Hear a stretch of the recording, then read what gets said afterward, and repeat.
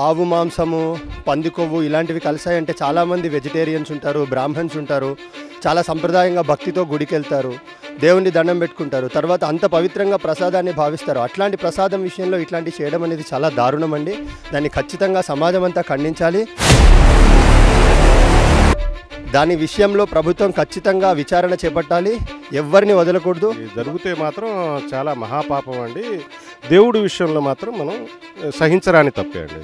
అది కనుక అట్లా జరిగితే మాత్రం మహాపాపం. తిరుపతి లడ్డు అనేది ఇంటికి తీసుకెళ్ళి ప్రసాదం అందరికీ పెట్టుకుంటాం. మేమైతే మేము చాలాసార్లు వెళ్ళామండి, కానీ ఇప్పుడు వార్తల్లో చూస్తున్నాం కదా, మరి అది నమ్మాలా వద్దా తెలియట్లేదు. కానీ ఉంటేనే వార్తల్లో వస్తుంది కదండి, లేకుంటే రాదు కదా. ఆ ల్యాబ్ టెస్ట్లు ఎప్పుడు చేయించారు, డేట్ అది ఒకసారి చెక్ చేశారా? ఇన్ని గవర్నమెంట్ వచ్చి వీళ్ళు ఫస్ట్ 10 డేస్లోనే చేయించంటే ఎవరైనా నడుస్తుంది దానికి. ఇప్పుడు 100 డేస్ అయింది.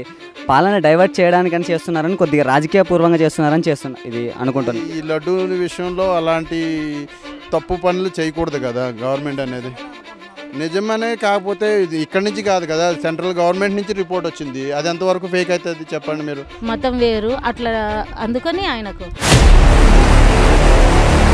ఇప్పుడు నిన్న పవన్ కళ్యాణ్ గారు ఒక మాట చెప్పారు, హిందూ సమాజంకి డెవలప్ చేయడానికి ఒక కమిటీ ఏర్పడాలి, నేషనల్ వైడ్ కమిటీ ఏర్పడాలని.